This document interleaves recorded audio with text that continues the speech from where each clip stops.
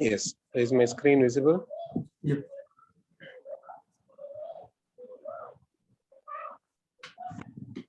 Yes. So today we will see about serialization and deserialization, a fundamental base for the data transfer. So as usual, I will tell the base of what it is, then I'll go into the topic.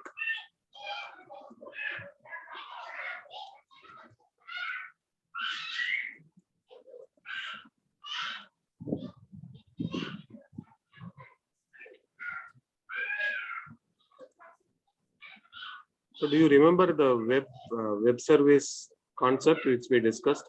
Yes, just for the to communicate in between two servers or in two computers. Correct.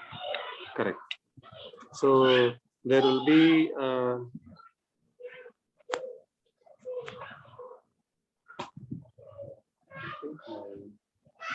mouse is not reacting. Okay. There will be a sender and there will be a receiver. So the data has to transfer between sender and the receiver. We saw that in web service there are two ways. Rajat, your sound is a little bit low. I think your mic is not native. Is it okay now? Yeah. Yeah, I kept it far away. Yeah. So we saw two ways. One is the REST-based approach, and other is the XML-based approach, which is the web service. So one was called as REST service, other was called as the web service.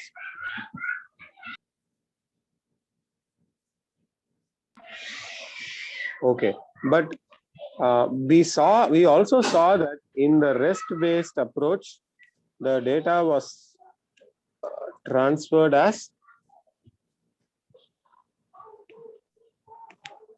In the REST, yeah, JSON, and in web service WSDL. Yes, WSDL, and in turn it is an XML based data transfer. Yes. XML is the specification and XML is the data transfer. We didn't see or we didn't focus how the actual data was transferred from one place to other place, leaving out the network side. Network has like 7 layers of protocols where the data will be transferred. So that is all our networking concepts.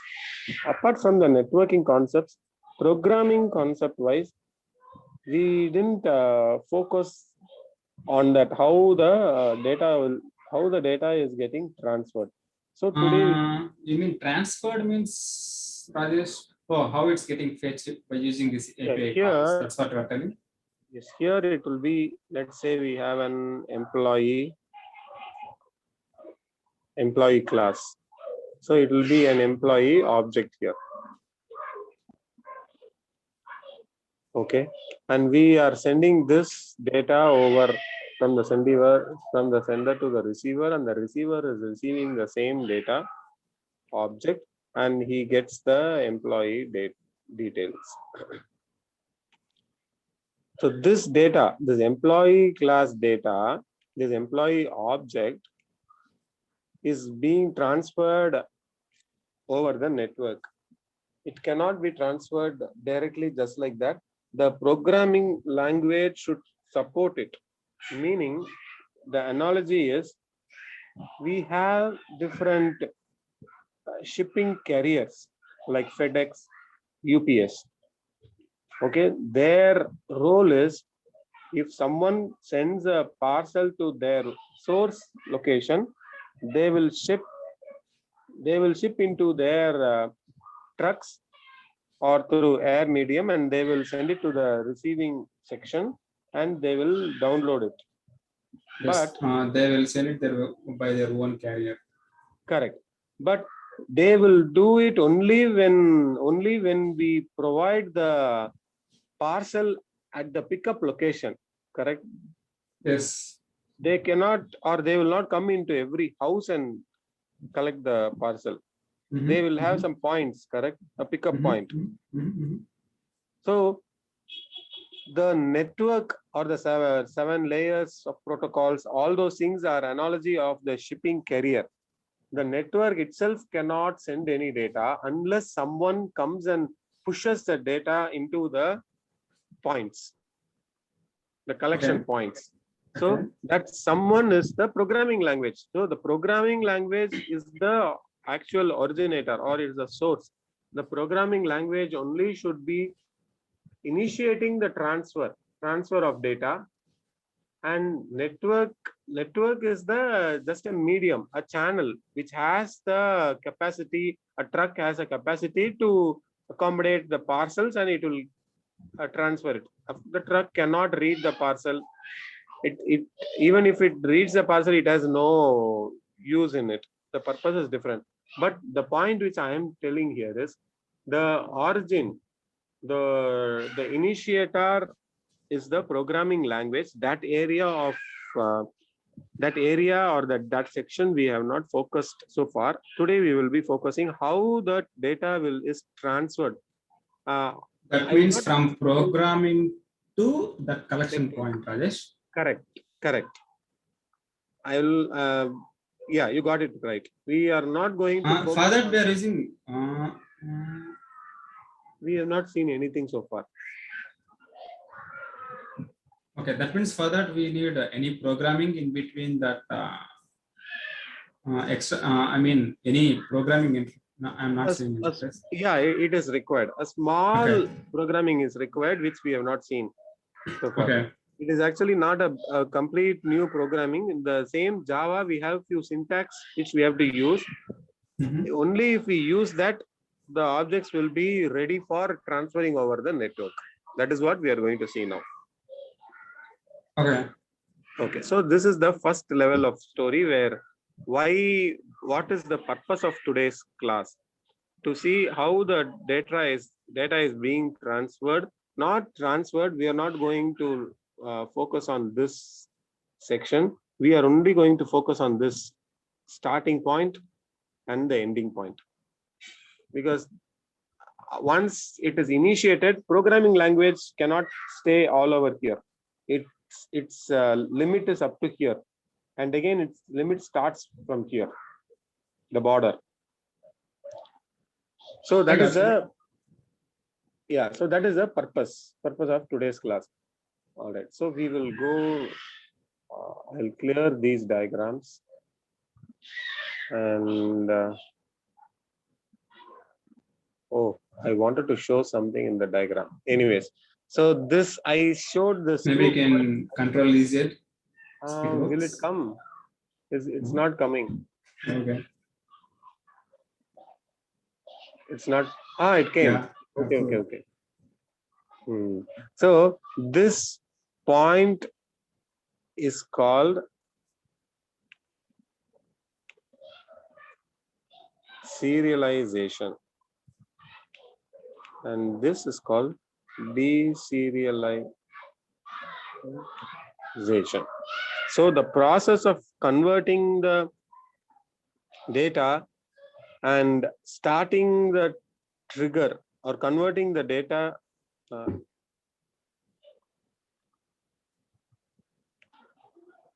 at this point is called the serialization, and receiving the object and converting into again the program readable format is the deserialization. This format program cannot use. So it converts into a format where program cannot read it, or we cannot directly read it or use it. That is called serialization. And again, it deconverts or decrypts that, and it forms a deserialization. So those are the. We can say encryption. No, it is not encryption. Encryption is over the serialization. After we serialize, we add some more flavor to it. Like you can consider serialization as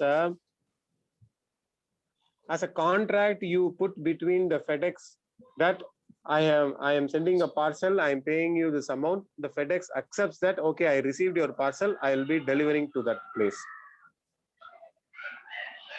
That Okay. contract is called the serialization. But that doesn't mean that your parcel will be, you can keep your parcel open and send also. That is where the encryption comes. Whether your parcel is highly protected, you put 5-10 locks or not, that is what encryption is. But even if you put a 5-10 locks, if the FedEx is not accepting, there's no use, right? Yes. So both are two different concepts. Encryption is something which you make your data unreadable by adding some security features. But serialization is the basic contract which is needed for your data to be transferred. Okay. It should meet this. You cannot send a, you cannot take a TV. Rajesh, we can see, we can tell this one, the serialization. Do you remember in microcontroller, the serialization, it will be in the serial way? No, just I'm in the wrong path. Yes, I don't remember completely, but it is partially yes. Okay. Yes, you're right. I don't remember completely, but yeah, after you said, I am recollecting. Okay. Yeah. So you cannot take a TV and go to the FedEx office and tell that send this TV. They won't accept it, right? They will. You cannot take a blank TV just like that in hand and go. They will need a parcel. Yes. So there is a specification. There is a specification they need. Yes. If you don't meet the specification, they'll tell, okay, we cannot send it by parcel, right? So that specification of meeting whether your data can be transferred or not, that is called serialization, and how we convert it, how we convert the data and send it. So what you do, you wrap the TV with a thermocol and it is not unshakable, and you put like cushions in the between, and then so you are converting your data and wrapping it and modifying so that the FedEx party can start the transfer. That process you are doing something, right? If it is a normal paper, you put in a cover. So that process is called serialization, where you convert the data into the network readable format, or a format where network can send it, not readable, can transfer it. Okay. Okay. So that is a basic about serialization. So there are different ways in which the data can be sent. The data, so you would have heard of a term as streams. The data Streams. yeah, the data. Yeah, it will go in like packets. Correct. Exactly. So the data is transferred as packets. We call it as streams, where it is a continuous data. And there are different ways of streams. One is byte stream, which is the data is transferred from one end to another end as bytes. Yes, I got you. Yeah, I'll just write it here. So the first type is the byte stream, where there is no encoding scheme. Just 8-bit of data will be sent, and the other end will receive the byte. The next is a character stream. The character stream is the one where the data will be sent as a characters or the ASCII values. The letter A will have an ASCII value, so it would be converted as an ASCII value and then will be sent. That is a character stream.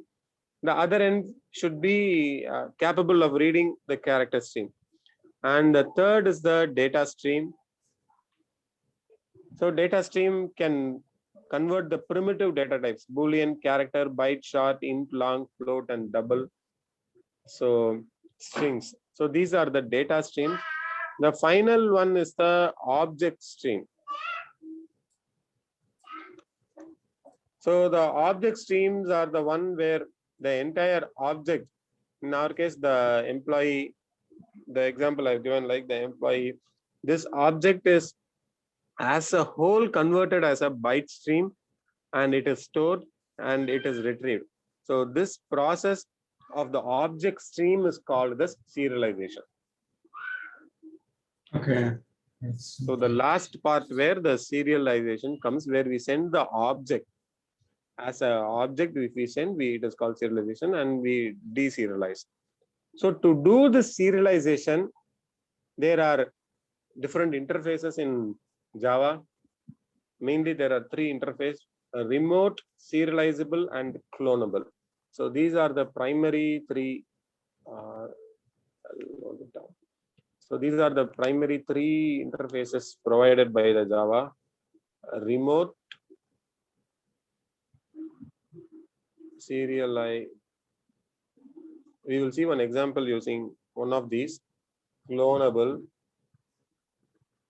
So these are the three interfaces provided by Java for interfaces for serialization.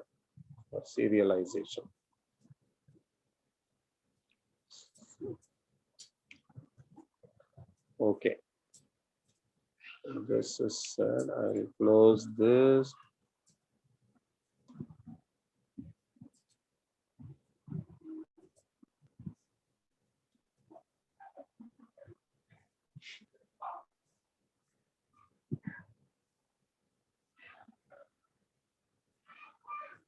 So I will go back to the program. Let me clear this.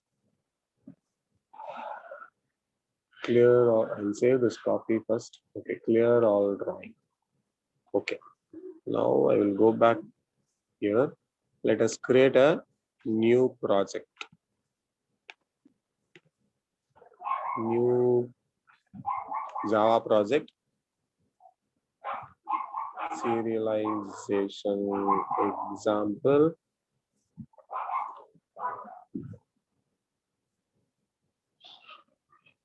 Okay. I'll create a main program. That's the one usually we do.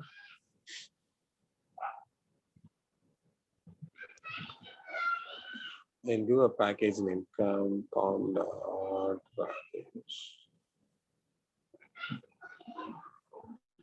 And I'll do a main public static void main method sysout program working. Let's first run this and see.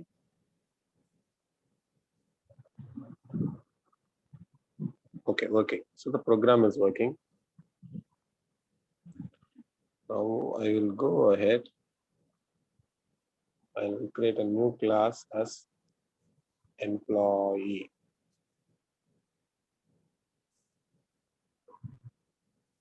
And in employee class, I'll create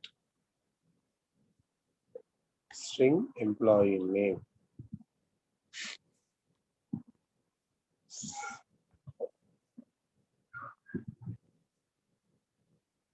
Since it's a private variable, I need a public getters and setters to access this method. Now this is good. Now in the main program, okay, let's create a constructor also. So employee, I'll go string input name.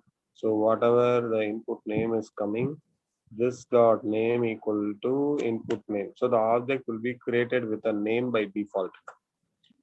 Now here I will create the object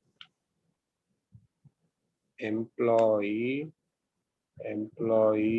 object equal to new employee.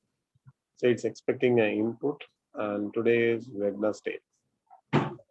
So we'll do the object with Wednesday, and I'll try to sys out the object employee object.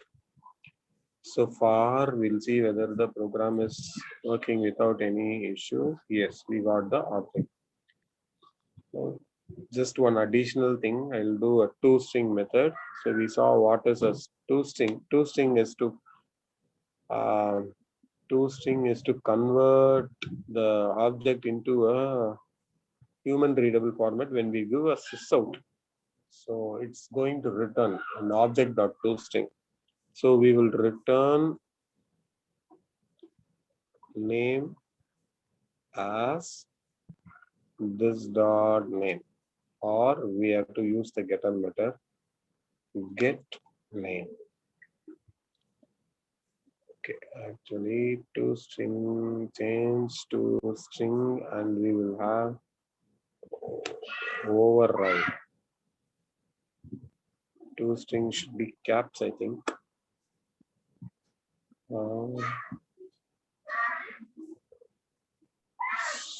Source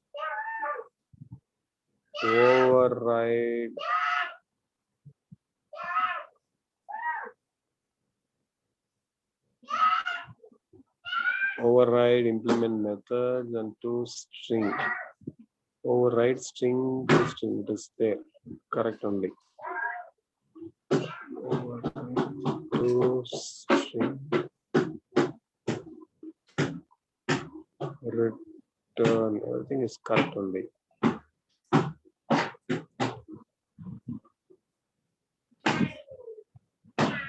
Public.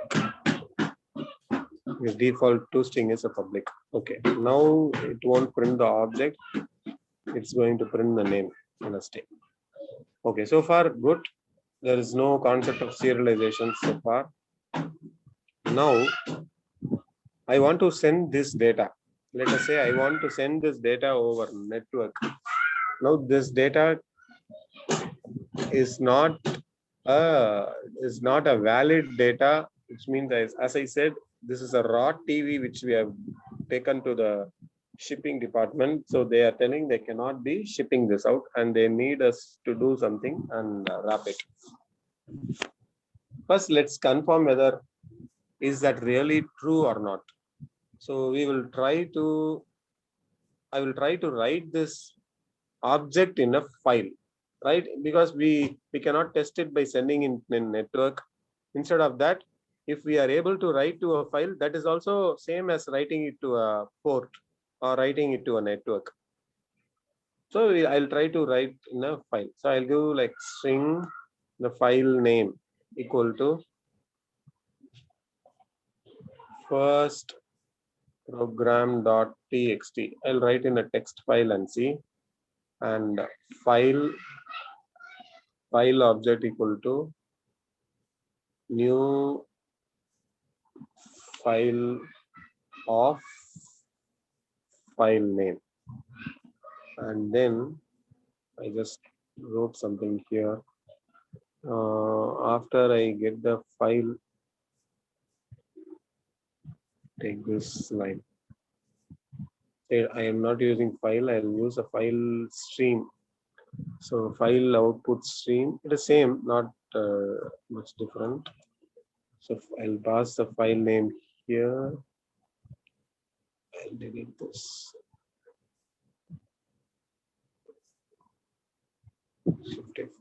So file output stream, and using that file, I'm forming the object output stream because we are going to write the object, and object output stream dot write object or object employee object. This is the object which we have formed now. We are trying to write it. So I have to handle the exception. I'll give throws so that it's all covered. Throws. Okay. Now when I try to run this, let me see if it is working. See here. Yeah, super. So this is the exception. See here, the when I try to convert that object and send it, the shipping department is throwing an error that not serializable exception. You cannot serialize this object. You're trying to serialize this object, but you cannot serialize. If I go just like Rajesh and I try this, see, it is working because it is a primitive data type. We saw what is primitive and non-primitive. Now a file would have been created here as, see, non-readable format.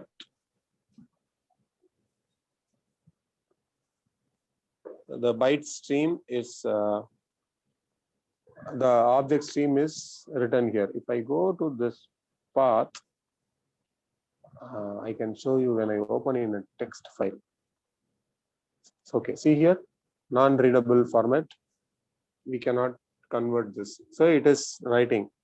But when I try to write an object, it is not working because primitive data types are automatically written. No need to do any, because primitive data types are like a predefined boxes where you just place your object into that, your data into that. But this object, we created this object. It's an employee object which we created. But when I give like just string, it is a predefined data type. So inside that wrapper, I'm giving the Rajesh and I'm just going to gum it and ship it out. So it worked. But when I give the custom object name, it did not work. So the exception, I'll recreate this. So the exception we got is not serializable exception. So to do this, only one simple thing we have to do. Whichever object we are going to send, we just have to implement serializable. That's all. If you give this, the object will be ready. So see here, the documentation says serializability of a class is enabled by the class implementing the serializable interface. Classes that do not implement this interface will not have any of their state serializable. All subtypes of a serializable are themselves serializable. Okay, that is okay. During serialization, the fields of non-serializable class will be initialized. That's all okay.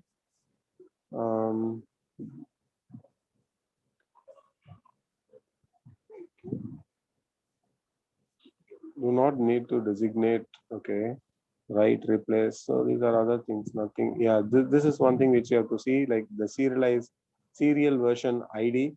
So the serialization runtime associates with each class a version number called a serial version UID, which is automatically, which is used during the serialization to verify the sender and receiver have the loaded the ID. So this is a unique generated ID which can be automatically generated here. If I click this add default serialized version ID,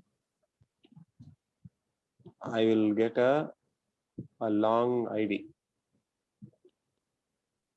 Okay, see here I got this automatically generated ID. This is used for identification when transferring the data. So when we add this implements keyword, this is now eligible for serialization. And now when I run this now, I will be getting, I didn't get error there. See, I got the serialization. The object is now serialized as employee object, and employee object has a string, Java lang string, and it is Wednesday.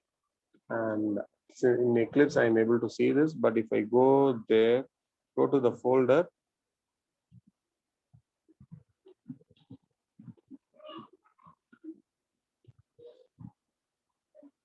this is how it will be. In the folder, this is how the data is, the serialization data, when I open in a notepad. So this is the process of serialization. We are converting an object to transfer it over protocol, to transfer it over network. So we convert this object into a network readable format.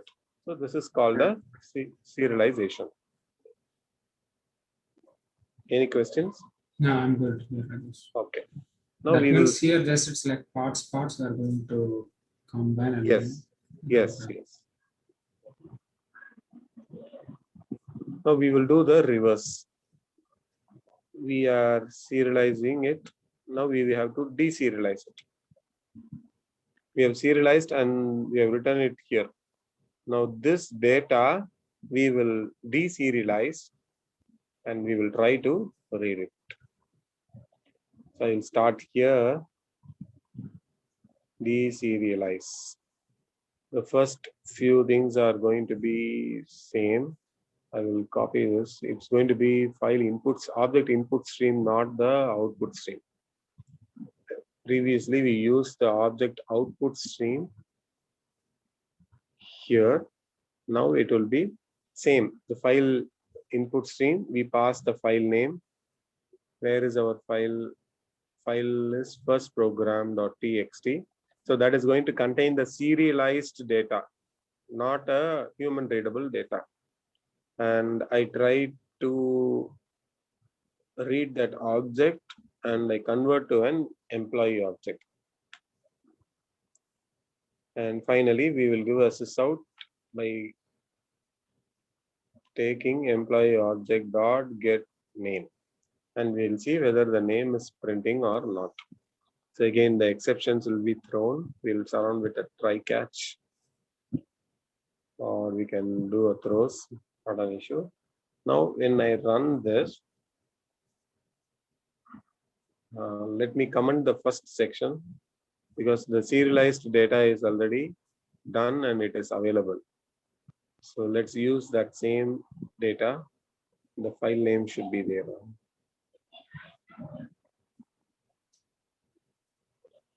Okay. File one dot close. Right. Now I run this. See, I got the data from the file. It is a serialized file. If I go and manually change something here, let's say one or something, I just insert some character. When I try to run this, see, it is not able to read that file because the Java knows that it is not a serialized file. Someone has touched it. Let me just try this. I'm curious if I just change the value. Yeah, see there? It's not. So manually, if you touch it, the program will know that because the program has a link or a key for recognizing the serialization. So this is okay. One more thing I want to show. In this employee object now, I'll create one more attribute. We have a private string. We'll create a private static integer number. And I will create a getters and setter.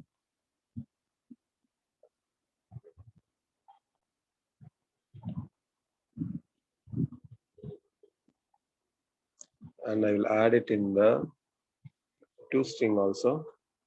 So plus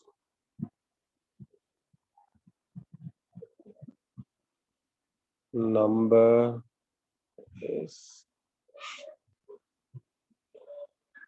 get number.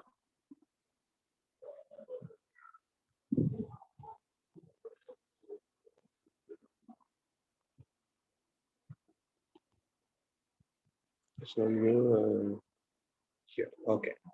So get number. Now, after serialization, I am printing the name and I will print the object one dot get number.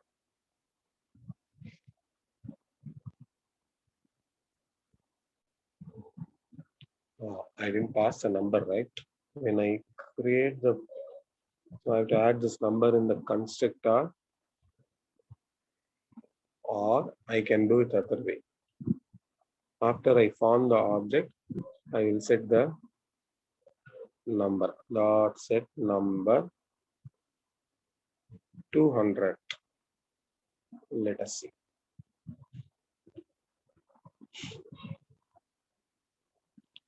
So first is the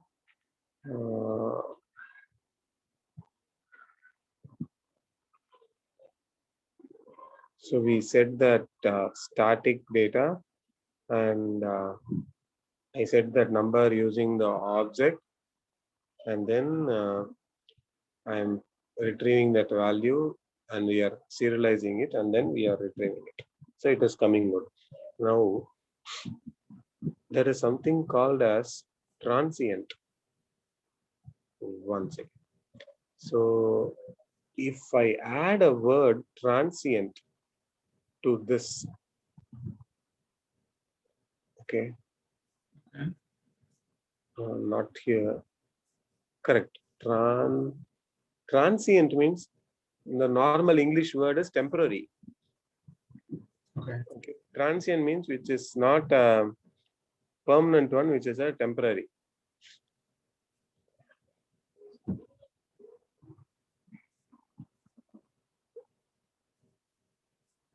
So let us see if I set the which one number as transient. If I set, what's happening?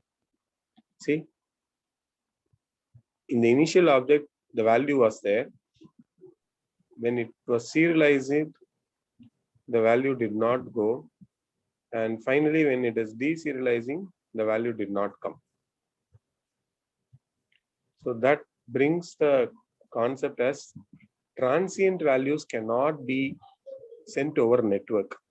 So if you want, so if you have a data, if you have an object, you may not want all data to be sent over network. You may want only few data to be available in the network. In that case, this is useful when we send out the data through the web service.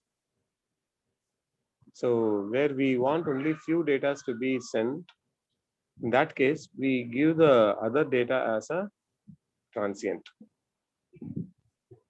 Okay. And transient values cannot be serialized.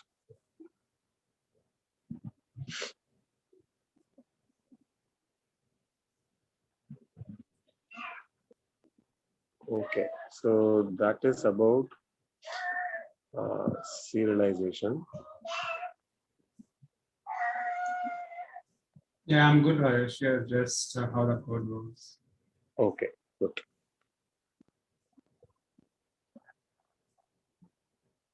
I think we covered all the topics, most of the topics. I feel that. Yes, I just went through the syllabus and I didn't like want to, because serialization sometimes they ask in the interview. So I thought like I'll give some overview on that. Since we have some time now, I want to utilize and give as much as possible hands-on. That's the important thing. Because just like that theory I can take, but that will not be useful. So this programs anyway, it is recorded anytime. It will be an asset. You can check it out and you can learn it. Okay. Okay. One thing, I'm like curious. Static will not be serialized. I'm not sure why statics is being serialized. If I give something as static,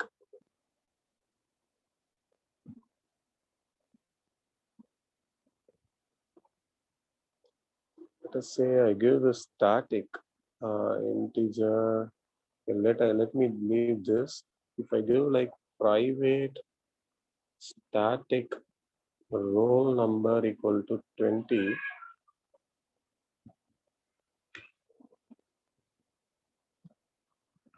in the result, when I try to get the roll number, object dot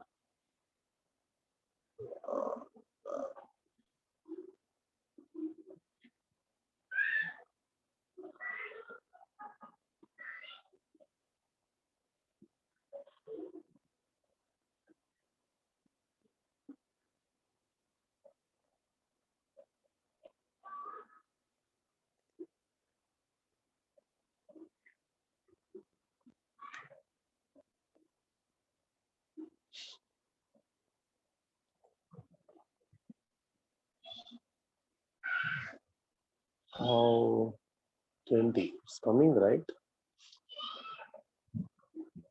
Okay. To check it out. Usually, because when I was working, we give a static and it will not serialize. Okay, I'll check it out.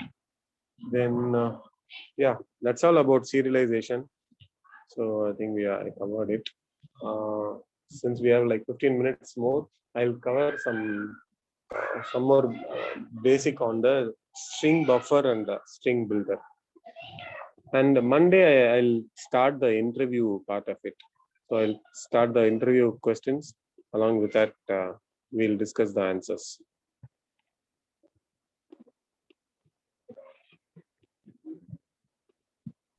Okay, Rajesh.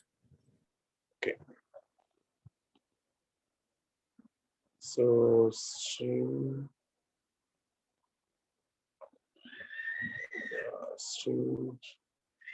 classes. So we'll create a main method here, and I'll create a string name equal to Rajesh.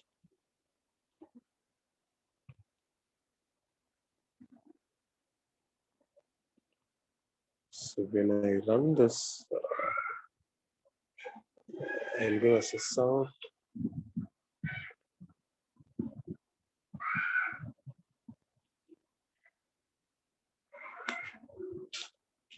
Name.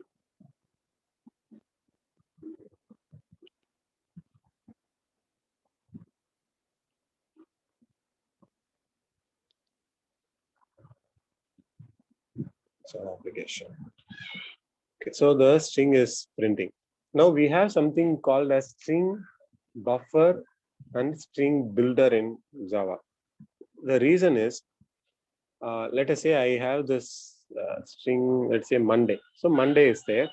Now I want to add Tuesday to it. So what we will do? Name equal to name plus Tuesday. This is a concatenation operation. We can do like this.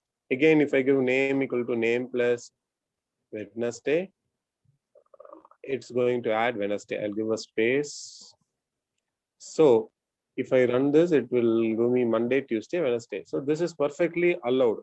But this is not a correct way of doing or correct way of adding. The memory will not be managed properly. So we have a class in Java as string buffer. So the syntax is string buffer equal to new string buffer of, we have to give the starting value. We can give it as empty also. Now, as Raj, now what we're trying to do here? what We're going to achieve here? No, I'm telling the three string classes which are available in Java. That's all. It's a very, very basic minor topic. Like in Java, we have this will be an interview question. Mostly they ask like, what are the different string operations in Java? We have string buffer, and string builder. Okay. Okay. So string is just we declare like this, and if you want to append to the string, we use a plus operator. But that is not the right way. We have something called as string buffer. So the way to create buffer is string buffer equal to new string buffer dot append. We have append. So I'll give like this: Monday dot append Tuesday dot append Wednesday. So this is a better way of doing stuff. Sysout and string buffer dot to string. So if we give this way, we are going to get the same output, but this will be more memory oriented. It will be more, the performance will be much better. And we'll see what are the advantages.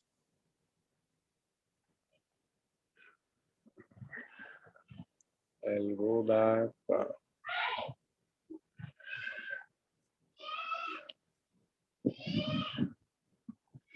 So when we do it in the first way you can see that I've added the values. So name equal to name plus Monday, name plus Tuesday, name plus. So string is an immutable class, meaning every time we add an object, a new object is created. Whenever we add a variable like Tuesday or Wednesday, when we add that string, a new string is created in memory. The old is not replaced, so it is immutable. So that is one problem with the string.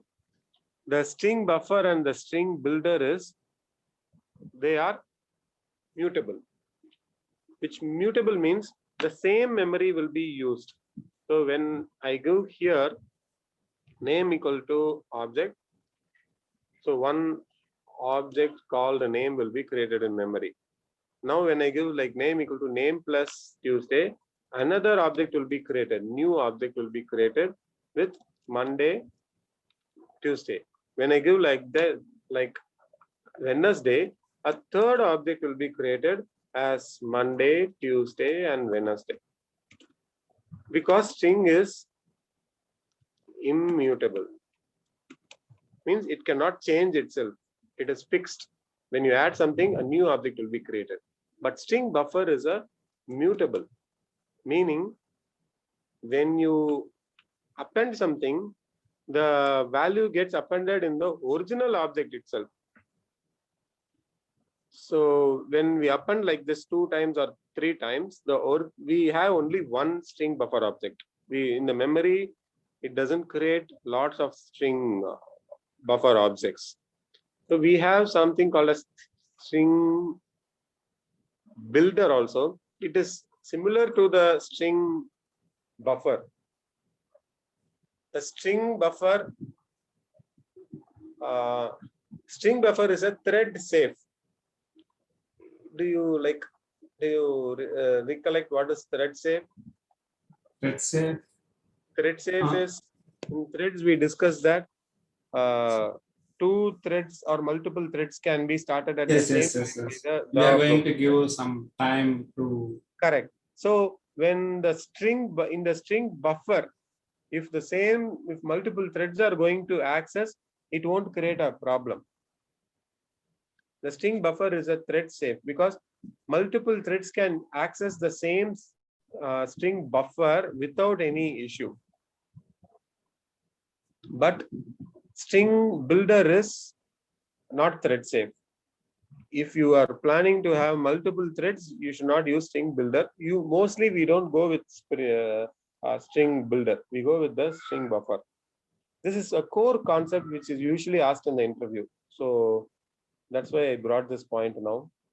So the question may be like, what are the string operations? What are the string classes? It is string buffer, and the string builder.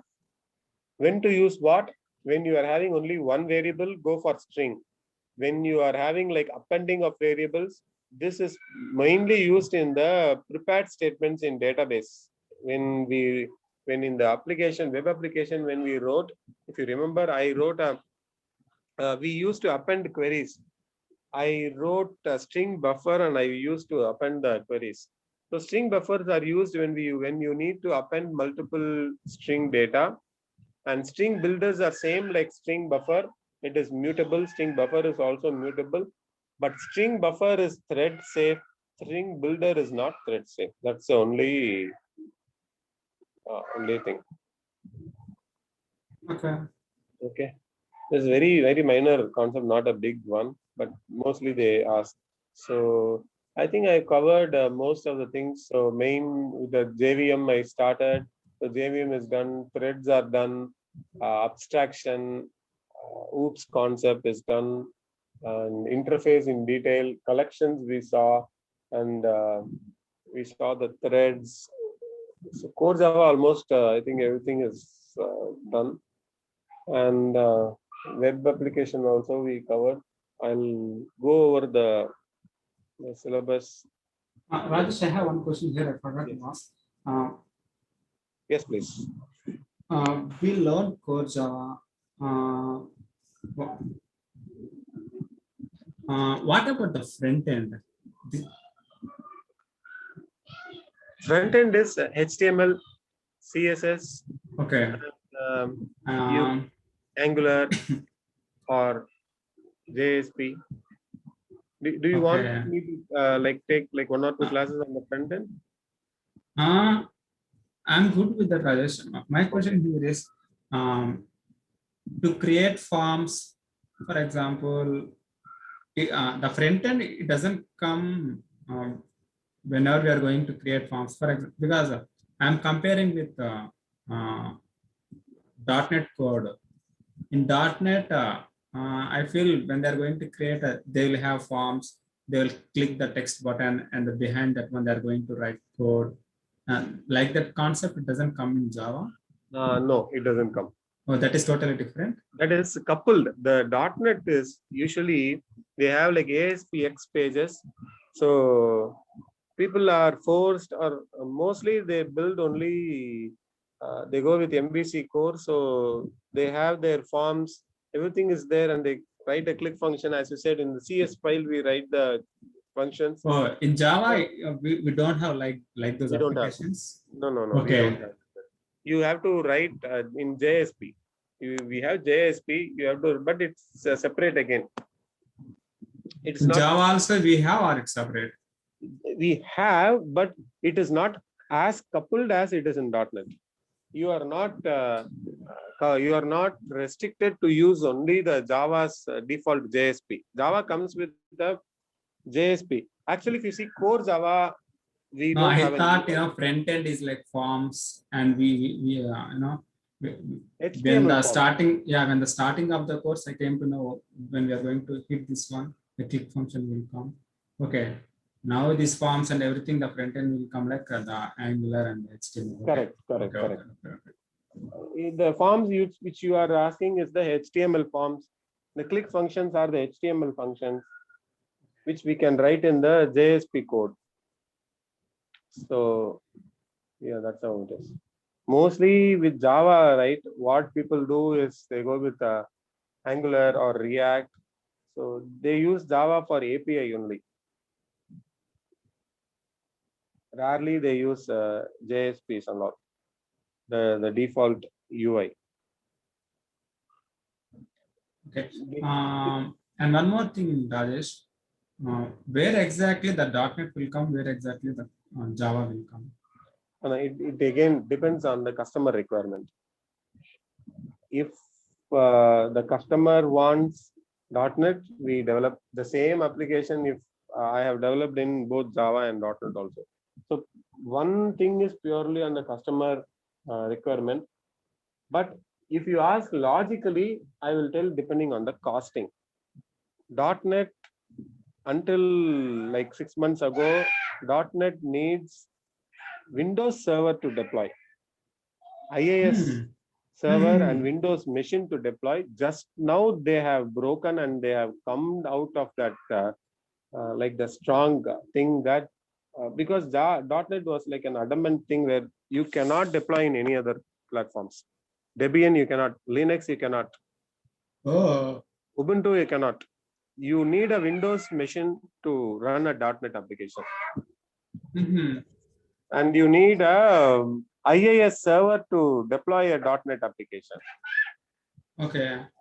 But with the latest MVC core, that is the .NET's latest thing released like 6 months ago when we were using the MVC core, they have provided an option to convert the .NET and take a build and run in Nginx server in Debian.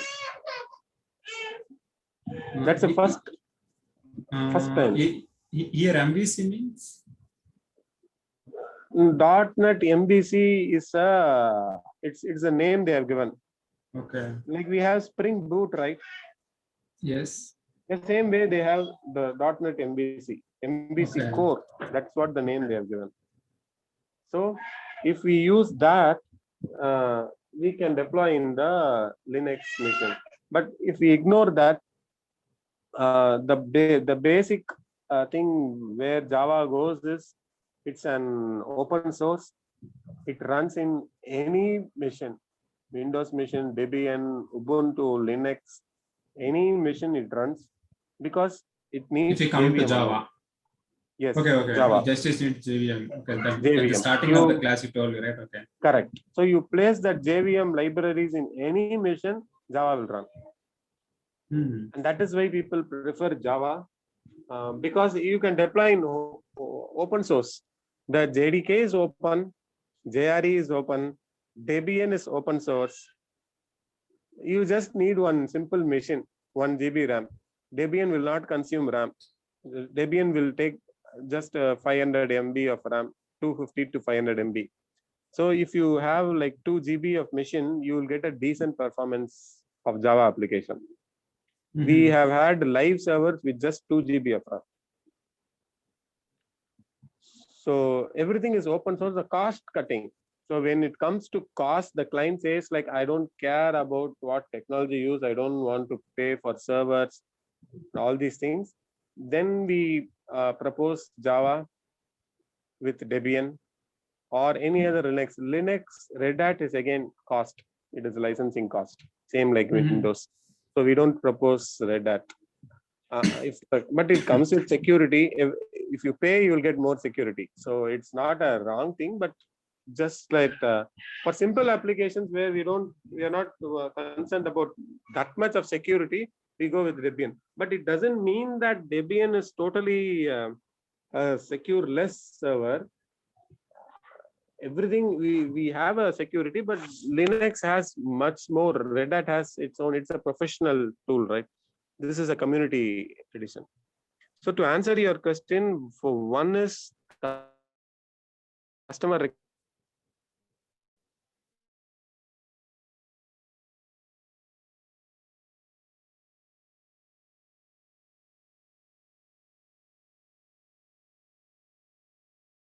Other is cost. We got Java or .NET for various reasons. The one is open source. The community is huge. Everything comes first for Java only. Then only it comes for .NET. Okay. And .NET is not so flexible. So one example is the Ajax. Ajax came to Java in 2004-5 itself. Ajax. Do you discuss Ajax? Asynchronous JavaScript. Okay, But for .NET, very recently, like they were using it. So I mean, the adaptivity is people adapting from to various technology in .NET is a bit tough. They don't adapt quickly, and the one of the primary factor is the Windows server. The downside, .NET codes are easy to maintain, easy to configure. Servers are easy to maintain because it's Windows. Anyone can log in and maintain. If it is Linux or Debian, you just have terminal. You are stuck. You have to read Linux syntax and only then you can debug. Okay. But everywhere it is there. There's pros and cons. Okay, so we'll pause here for today. We'll regroup tomorrow. And one more thing, yes, the coming sections, what we're going to do. I also don't know. I am just going through the notes. Next 2 days only, right? From Monday, I will start the interview. So next week, fully, I'll plan to go over, refresh. I'll plan to revise over all the topics and I'll give you interview questions with examples. So whatever I can, whatever materials I have, I'll try to share and I'll give those things. So next week will be a productive week. Okay. I think that's it I had. After that, it will be done like. So mostly I'll speak with, I'll speak with them and see that like by next week, we'll close the training session. Because we don't have anything else unless if they come up with something or you want something, I am ready to take. But I feel like we have done a lot. I've covered a lot more than what you need for now. Yeah, right. Yeah, I'm also good, Rajesh, because in my current project, right, whatever the topic comes, today also the same. There is an API build. some production issue that they developed something, and they're trying to push the code yesterday night in the prod stage and prod, and they got some issues. Then they came to know some API issue. Now I'm trying to analyze what's the thing is going on before I'm done. Right now I am like a little bit knowledge guy, and I can answer to the client calls whatever the client is asking. It's really good. Great. Yeah. Good. That is good to hear. Yeah. And if I'm keep on working for one more year, I'll be like a good knowledge person. Definitely. All the very best for that. Yeah. Thank you, Rajesh. Just sharing the whole knowledge without hesitating, without any jealous feeling.